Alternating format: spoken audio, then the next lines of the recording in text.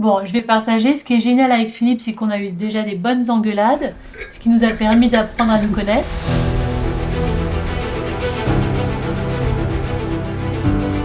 Avec Philippe, il y a eu donc le premier projet, c'était le Mercure à Genasse. Et puis ensuite, il y a eu le deuxième qui était un Ibis-Styles à mes yeux, donc toujours dans la région lyonnaise. Comme il connaît mon attachement à Marseille, j'adore cette ville, il m'a proposé de faire le projet Hilton Garden Inn. Ce que j'aime, c'est que c'est hyper lumineux, c'est confortable, on est dans une petite bulle verte. De vendre un produit comme ça et de le mettre en avant, c'est facile entre guillemets. On a un bijou, donc quand les gens viennent, c'est toujours un waouh. Et puis fort de ça, on a eu aussi le Courtière donc à Genasse et le Hampton, donc ça fait quand même pas mal de projets. Dans le neuf, généralement, tu as quelque chose qui est assez cadré, puisque c'est une construction, donc quelque part, tu peux dérouler une trame assez facilement. Vu qu'il n'y a pas d'histoire, il n'y a pas de passé, tu peux te permettre de l'inventer. Ce qui est compliqué, c'est de trouver le là. On part toujours d'une page blanche, toujours. Et après, l'univers. Est-ce que c'est un boutique-hôtel, et donc quelque chose de très confidentiel, ou est-ce que c'est un hôtel comme ce qu'on est en train de faire pour Philippe, international? Essayer de trouver des codes où les gens se sentiront bien, autant les Américains que les Anglo-Saxons, que les Italiens, voilà. Très vite, il y a le code couleur qui arrive. Sur quoi on part? Sur ce projet, on voulait avoir une écriture qui soit à la fois brutaliste et élégante. Il y a le bâtiment qui est très bétonné, donc on va garder tout ce qui est poteau, structure en béton, et après d'ajouter de la pierre, du bois et des tissus pour réchauffer tout ça. Et un côté surprenant au niveau du bar par les pavés de verre et aussi par les suspensions. Le résultat est chouette. Et pour le propriétaire qui finance, accepter un peu de temps en temps la frustration que certaines choses puissent pas se faire. Qui rentre pas dans le budget, forcément. Ouais, bah non, c'est pas rigolo. Bah non, oui. Voilà, ça va être c'était la présentation du concept. Ça ou ça? Attends, les fauteuils dans les chambres, ils sont comme ça? Oui. Quand tu reprends un établissement existant, des fois tu es dans un immeuble qui date d'un siècle en arrière, donc c'est un peu tarabiscoté. Tu peux rencontrer des difficultés techniques liées en fait simplement au bâti, donc il faut t'adapter.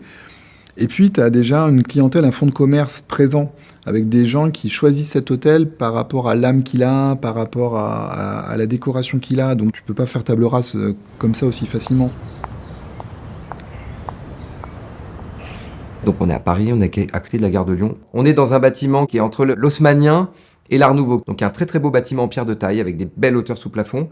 On a remis au goût du jour et surtout on a travaillé les espaces pour que ce soit quand même un espace polyvalent et un espace de tous les jours. Et on a travaillé l'hôtel comme un hôtel particulier, c'était un peu le principe. C'est un peu comme si on travaillait les vestiges d'un bâtiment classique. On retrouve le damier noir et blanc qu'on retrouvait souvent dans les vestibules, les petits cabochons qu'on retrouvait dans les escaliers, dans les antichambres aussi. Et en fait, il y a une espèce de déambulation inconsciente qui se fait dans un hôtel particulier, donc qui donne les codes du luxe à la française, c'est ce qu'on voulait, et que nous, on a complètement modernisé. Et du coup, il n'y a plus de murs, mais on garde ces codes-là. On garde les moulures, on garde les corniches au plafond. Ça fonctionne assez bien et il n'y a pas besoin de l'expliquer. Il faut rentrer, il faut qu'on se dise « génial, ça marche bien ». Aujourd'hui, ce qui est important, c'est quand même d'avoir un peu de rupture et que ce soit très confortable. On peut pas tout déconstruire et faire un hôtel hyper moderne. Ça, c'est pas possible. Ça serait dommage. Tu perdrais en fait son âme, l'émotion qu'il y a dedans, les sentiments, en fait, tout ce qui a pu se passer à l'intérieur.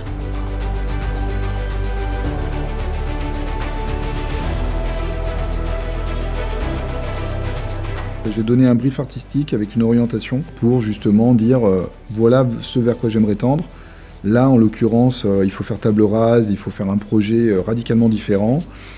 Là, à contrario, on a une écriture qui est assez classique, ce serait bien de la conserver, mais de donner une orientation un peu plus actuelle par quelques éléments à côté. Voilà. Et la notion ici de twist, elle est apportée par la rayure noire et blanche.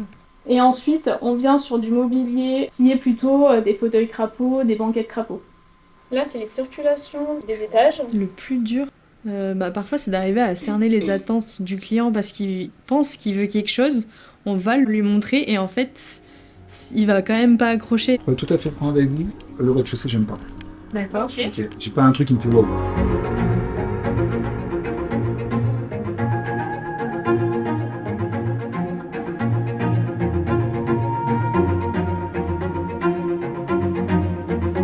Notre savoir-faire, c'est quand même aussi d'avoir des produits hôteliers qui sont divers, sur divers emplacements, mais par contre qui sont réputés pour avoir quand même à chaque fois une jolie écriture.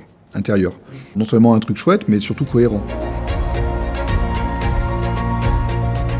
C'est le projet qui est Ça, c'est le projet à Syntex.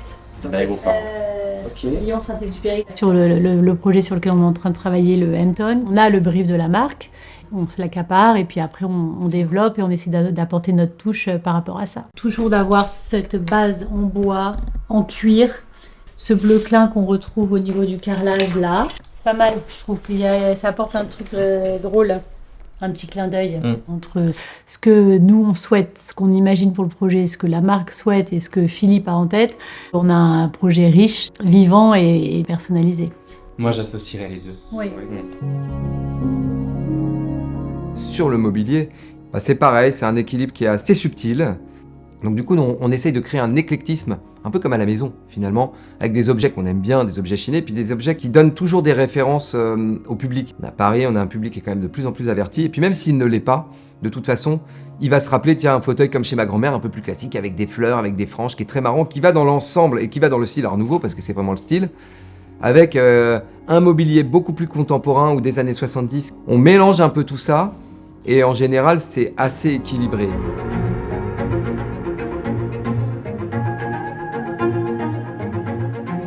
Du coup, les chaises, les fauteuils, on en conserverait 12, des cadres, on en conserverait 15, des chevalets 4. Il fallait qu'on garde tout ce qui était mobilier d'époque. Et ça a été quand même un petit challenge au début, parce que pour arriver à le moderniser tout en repartant sur des codes anciens, ça nous a fait faire quelques recherches. Donc les tissus, la tête de lys serait identique dans toutes les chambres, j'essaie de me projeter. Et après, donc les chevets, les bureaux. Estelle, j'ai trouvé que c'était très émouvant en fait de la voir là. Elle avait le sourire, j'ai trouvé que c'était vraiment chouette de l'impliquer aussi là-dedans parce que ça va l'embarquer aussi. Et j'ai découvert ce joli projet la semaine dernière, c'est tout neuf.